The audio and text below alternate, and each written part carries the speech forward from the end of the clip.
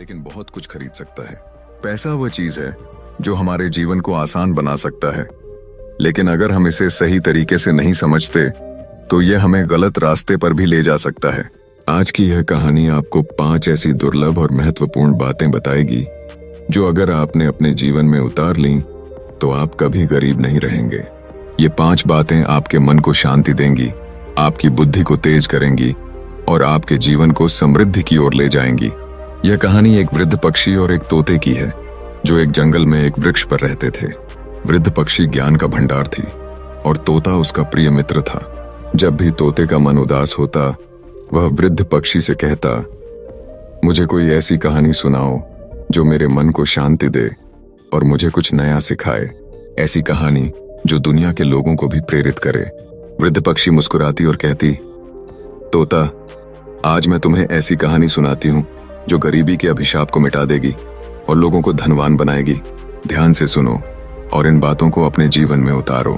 तो दोस्तों, आइए इस कहानी में डूब जाएं और उन 5 अनमोल बातों को जानें जो हमारे जीवन को बदल सकती हैं। जैसा बुद्ध ने कहा था, सच्चा धन वह है जो तुम्हारे मन को शांति दे और तुम्हें आत्मनिर्भर बनाए। इस 10 मिनट की यात्रा में धैर्य रखिए और अपने मन को खुला रखिए, क्योंकि यह कहानी सिर्फ एक कहानी नहीं बल्कि आपके जीवन को समृद्ध बनाने का नक्शा है। कहानी की शुरुआत। गरीब महिला और उसका परिवार। प्राचीन काल की बात है। एक छोटे से नगर में एक गरीब महिला रहती थी। उसके 6 बेटे थे और उसका जीवन इतना कठिन था कि 2 वक्त की रोटी भी उसे ठीक से नसीब नहीं होती थी। वह और उसके बेटे भूखे पेट सोने को मजबूर थे। उसने अपने जीवन में कभी अच्छे वस्त्र नहीं पहने, न ही कभी स्वादिष्ट भोजन खाया। वह अपने बेटों के साथ मिलकर एक साहूकार के यहाँ मजदूरी करती थी। साहूकार उसे दिन भर के काम के बदले में केवल 3 पाई जौ देता था। उन 3 पाई जौ से वह घर में भोजन बनाती, लेकिन इतने बड़े परिवार के लिए वह भोजन पर्याप्त नहीं होता था। अधिकतर समय परिवार के लोग भूखे ही रह जाते थे। वह महिला अनपढ़ थी और उसने अपने बेटों को भी पढ़ाने का साधन नहीं जुटा पाई थी, इसीलिए उन्हें कोई अच्छा काम नहीं मिलता था। साहूकार की मजदूरी ही उनकी जीविका का एकमात्र साधन थी। लेकिन साहूकार भी बहुत चालाक था। वह जानता था कि यह अनपढ़ और गरीब परिवार कहीं और काम नहीं पा सकता, इसलिए वह उन्हें कम मेहनताना देकर उनका शोषण करता था। वह उन्हें धमकाता था ताकि वे उसका काम छोड़ न सकें। बुद्ध ने कहा था, इस दुनिया में कमजोर का शोषण करने वाले बहुत हैं। जो अपनी कमजोरी को ताकत में बदल लेता है वही सच्चा बुद्धिमान है। एक दिन की बात है। वह गरीब महिला शाम को अपने चूल्हे में लकड़ी जला रही थी। वह भोजन बनाने की तैयारी कर रही थी। तभी पड़ोस में रहने वाली एक वृद्ध माता उसके पास आई। माता ने कहा, बेटी, तुम हर दिन साहूकार के यहाँ काम करके थक जाती हो, फिर शाम को घर आकर भोजन बनाती हो और सुबह फिर जल्दी काम पर चली जाती हो। क्यों न तुम अपने एक बेटे का विवाह कर दो। जब बहू घर आएगी तो वह घर संभाल लेगी और तुम्हारा बोझ कम हो जाएगा। वो महिला ने जवाब दिया, माता, मेरे ज्येष्ठ बेटे का विवाह तो हो चुका है, लेकिन उसकी पत्नी अपने मायके में रहती है। ये वृद्ध माता ने पूछा, फिर तुमने अपनी बहू को घर क्यों नहीं बुलाया? ये महिला ने दुखी स्वर में कहा, माता, आप तो हमारी हालत देख रही हैं। हमारे पास न तो बारिश से बचने के लिए छत है, न ही लेटने के लिए चारपाई, न हमारे पास अच्छे वस्त्र हैं, न ही पेट भरने को भोजन। हम अपनी बहू को यहाँ कैसे बुलाएं? वह बेचारी यहाँ कैसे रहेगी? वृद्ध माता ने कहा, बेटी, तुम कितने समय से इस तरह जी रही हो? तुम्हारी बहू को बुलाओ, वह तुम्हारा घर संभालेगी। ये महिला ने बताया कि उसके बेटे के पास सही वस्त्र भी नहीं है जिन्हें पहनकर वह अपनी पत्नी को लाने ससुराल जा सके। तब वृद्ध माता ने कहा, चिंता मत करो, मेरे घर से मेरे बेटे के वस्त्र ले जाओ, अपने बेटे को पहनाओ और उसे अपनी पत्नी को लाने भेजो।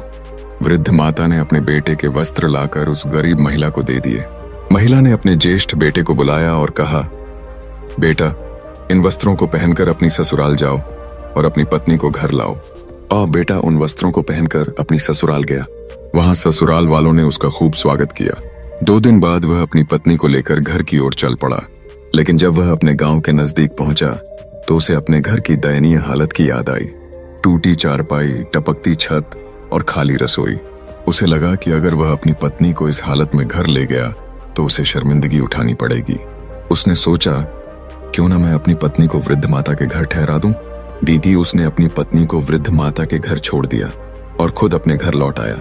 पत्नी को नहीं पता था कि यह उसका ससुराल नहीं है। वह वृद्ध माता के सुंदर और साफ सुथरे घर को देखकर खुश थी, लेकिन उसे यह चिंता सता रही थी कि उसका पति उसे यहाँ छोड़कर कहाँ चला गया। 2 दिन तक वृद्ध माता ने उसका ख्याल रखा, लेकिन जब उसका पति उसे लेने नहीं आया तो माता ने सोचा, मैं इसे इसके ससुराल पहुंचा देती हूँ। वह पहली बात, हिम्मत और साहस। वृद्ध पक्षी ने तोते से कहा, तोता, पहली बात जो मैं तुम्हें सिखाना चाहती हूँ वह है हिम्मत और साहस। सिस्टम हिम्मत और साहस से खाली रहता है, वह कभी भी अपने जीवन में बड़ा काम नहीं कर पाता। तो यह कहानी हमें सिखाती है कि जीवन में आगे बढ़ने के लिए साहस की जरूरत होती है। वृद्ध माता ने उस बहू को उसके ससुराल ले जाकर छोड़ दिया। जब बहू ने अपने ससुराल की हालत देखी तो वह स्तब्ध रह गई। घर की छत टूटी थी, दीवारें धुएं से काली थीं, चारपाई टूटी थी और हर जगह राख बिखरी थी। बर्तन इधर उधर पड़े थे और भोजन का नामो निशान नहीं था। वह बहू अपनी किस्मत को कोसते हुए रोने लगी, लेकिन वह एक बुद्धिमान और साहसी स्त्री थी। उसने सोचा, रोने से कुछ नहीं होगा, मुझे इस घर को संभालना होगा। पहली विशेषता, साहस और हिम्मत। यहां हमें पहली सीख मिलती है, साहस और हिम्मत। बुद्ध ने कहा था, जो अपने डर को जीत लेता है वही जीवन को जीत लेता है। उस बहू ने हिम्मत नहीं हारी। उसने अपने दुख को एक तरफ रखा और काम में जुट गई। उसने घर की सफाई शुरू की। उसने सभी अतिरिक्त चूल्हों को तोड़ दिया और एक ही चूल्हा रखा। उसने बिस्तर साफ किए, बर्तनों को धोया और दीवारों की पुताई की। धीरे धीरे उसने उस नर्क जैसे घर को स्वर्ग बना दिया। बुद्धिमान लोग मुश्किल हालात में घबराते नहीं, वे अपनी बुद्धि और साहस से स्थिति को अपने अनुकूल बना लेते हैं। एक उदाहरण लें, एक युवक था जो एक छोटे से गांव में रहता था। उसने एक छोटा सा व्यापार शुरू किया और अपनी मेहनत और साहस से वह एक दिन बड़ा व्यापारी बन गया। तो दोस्तों, आज से यह वादा करें कि आप अपने डर का सामना करेंगे, चाहे कितनी भी मुश्किल आए, हिम्मत न हारें। जैसा बुद्ध ने कहा था, साहस वह चाबी है जो हर ताले को खोल देती है। दूसरी विशेषता, बुद्धि से काम लें, जल्दबाजी न करें। वृद्ध पक्षी ने तोते से कहा, दूसरी बात है बुद्धि से काम करना और जल्दबाजी न करना। जो व्यक्ति जल्दबाजी में निर्णय लेता है या घबराता है वह हमेशा पीछे रह जाता है। उस बहू ने अपनी सास को देखा कि वह हर दिन साहूकार के यहाँ मजदूरी करती थी और बदले में केवल 3 पाई जौ मिलता था। उसने अपनी सास से कहा, माँ जी, आप साहूकार से कहें कि वह आपको 3 गुना जौ दे, क्योंकि इतने से हमारा गुजारा नहीं हो पा रहा। सास डर गई और बोली, वह साहूकार कंजूस है, वह मुझे मार डालेगा। लेकिन बहू ने समझाया, माँ जी, डरने से कुछ नहीं होगा, आप अपनी बात रखें। कई बार हम अपने डर के कारण अपने हक से वंचित रह जाते हैं। सास ने हिम्मत जुटाई और साहूकार से 3 गुना जौ मांगा। साहूकार ने बिना कुछ कहे 3 गुना जौ दे दिया। उस दिन परिवार का पेट भर गया। यहाँ हमें दूसरी सीख मिलती है, बुद्धि और धैर्य। बुद्ध ने कहा था, जो अपने मन को शांत रखता है वही सही निर्णय लेता है। एक उदाहरण लें, एक व्यापारी था जो जल्दबाजी में निवेश कर देता था। हर बार उसे नुकसान होता था। एक दिन उसने फैसला किया कि वह हर निवेश से पहले पूरी जांच करेगा। उसने धैर्य और बुद्धि से काम लिया और उसका हर निवेश सफल होने लगा। तो दोस्तों, आज से यह वादा करें कि आप जल्दबाजी में कोई निर्णय नहीं लेंगे। हर बात को अपनी बुद्धि से परखें, धैर्य रखें और सही समय पर सही कदम उठाएं। यह आपकी जिंदगी को समृद्ध बनाएगा। तीसरी विशेषता, प्रयास और बदलाव। वृद्ध पक्षी ने आगे कहा, तीसरी बात है प्रयास करना और समय के साथ बदलना। जो व्यक्ति मेहनत नहीं करता और अपनी सोच को नहीं बदलता वह हमेशा गरीब रहता है। ये कहानी में बहू ने अपनी सास से कहा, माँ जी, हमें साहूकार की गुलामी छोड़नी होगी, हमें अपना धंधा शुरू करना होगा। सास ने कहा, हमारे पास तो कुछ भी नहीं है। लेकिन बहू ने बताया कि उसने रोजाना थोड़ा थोड़ा जौ बचाया था। उसने कहा, इस जौ को बेचकर हम एक छोटी सी दुकान शुरू कर सकते हैं। सास डर रही थी कि साहूकार नाराज हो जाएगा, लेकिन बहू ने उसे समझाया, हम अपनी मर्जी के मालिक हैं। उन्होंने साहूकार का काम छोड़ दिया और जौ बेचकर एक छोटी सी दुकान शुरू की। धीरे धीरे उनकी दुकान चलने लगी और उनकी आर्थिक स्थिति सुधरने लगी। यहाँ हमें तीसरी सीख मिलती है, प्रयास और बदलाव। बुद्ध ने कहा था, जो समय के साथ नहीं बदलता वह पीछे रह जाता है। एक उदाहरण लें, एक युवती थी जो एक छोटे से गांव में सिलाई का काम करती थी। उसने सोचा कि वह अपनी कला को ऑनलाइन बेच सकती है। उसने इंटरनेट सीखा और अपनी सिलाई की डिजाइन्स ऑनलाइन बेचना शुरू किया। आज वह एक सफल उद्यमी है। तो दोस्तों, आज से यह वादा करें कि आप मेहनत करेंगे और समय के साथ अपनी सोच बदलेंगे। अपने लक्ष्यों के लिए प्रयास करें और नई चीजें सीखें। यह आपको गरीबी के दलदल से बाहर निकालेगा।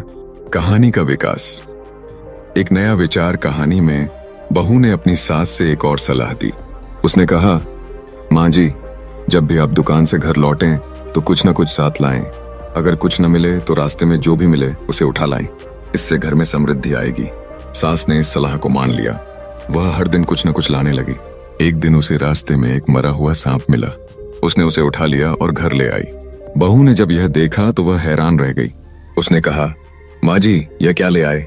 वो सास बोली, तुमने ही तो कहा था कि कुछ न कुछ लाऊं। बहू ने हंसकर कहा, कोई बात नहीं, इसे छत पर फेंक दीजिए। उसने सांप को छत पर फेंक दिया। यहाँ हमें यह सीख मिलती है कि बुद्धिमान लोग हर स्थिति में कुछ न कुछ सकारात्मक ढूंढ लेते हैं। उस बहू ने एक छोटी सी चीज को भी महत्व दिया और उसे सही जगह पर इस्तेमाल किया। चौथी विशेषता, आत्मनिर्भरता और संतोष न करना। वृद्ध पक्षी ने तोते से कहा, चौथी बात है, आत्मनिर्भर बनो और थोड़े में संतोष न करो। जो व्यक्ति दूसरों पर निर्भर रहता है और थोड़े से में खुश हो जाता है, वह कभी समृद्ध नहीं हो सकता। कहानी में एक दिन एक चील रानी का कीमती हार लेकर उड़ गई। वह चील उस हार को लेकर उसी गरीब महिला के घर की छत पर आई। उसने मरे हुए सांप को देखा और हार छोड़कर सांप को उठाकर ले गई। अगले दिन जब बहू कपड़े सुखाने छत पर गई तो उसे वह हार मिल गया। उसने उसे संदूक में छिपा लिया। शहर में यह खबर फैल गई कि रानी का हार चोरी हो गया। राजा ने घोषणा की कि जो हार लाएगा उसे मुंह मांगा इनाम मिलेगा। लेकिन बाद में राजा ने गुस्से में कहा कि अगर हार किसी के घर से मिला तो उसे कठोर सजा दी जाएगी। बहू ने अपनी सास से कहा, माँ जी, आप ज्योतिषी बनकर राजा के पास जाइए। एक पत्थर लें और कहें कि हार महल के पीछे कचरे में है। सास डर गई, लेकिन बहू ने उसे हिम्मत दी। सास ज्योतिषी बनकर राजा के पास गई और बोली, महाराज, आपका हार महल के पीछे कचरे में है। बहू ने पहले ही वह हार महल के पीछे फेंक दिया था। सिपाहियों ने हार ढूंढ लिया और राजा बहुत खुश हुआ। राजा ने सास से कहा, कोई वरदान मांगो। बहू ने सास को सलाह दी, माँ जी, राजा से कहें कि इस दिवाली कोई भी घर में दिया न जलाए, केवल हमारे घर में दिया जलना चाहिए। सास ने ऐसा ही किया। राजा ने गुस्से में मना करने की सोची, लेकिन वचन के कारण उसे मानना पड़ा। उसने पूरे शहर में मुनादी करवा दी कि कोई दिया न जलाए। यहाँ हमें चौथी सीख मिलती है, आत्मनिर्भरता। बहू ने अपनी बुद्धि से न केवल हार की समस्या हल की, बल्कि एक ऐसा अवसर बनाया जो उनके परिवार को समृद्ध कर दे। बुद्ध ने कहा था, जो अपनी ताकत पर भरोसा करता है वही सच्चा धन कमाता है। एक उदाहरण लें। एक युवक था जो दूसरों की मदद पर निर्भर रहता था। एक दिन उसने फैसला किया कि वह आत्मनिर्भर बनेगा। उसने अपनी मेहनत से एक छोटा सा स्टार्टअप शुरू किया और आज वह अपने दम पर एक सफल उद्यमी है। तो दोस्तों, आज से यह वादा करें कि आप आत्मनिर्भर बनेंगे। थोड़े में संतोष न करें, अपने लक्ष्यों को बड़ा करें और अपनी मेहनत पर भरोसा रखें।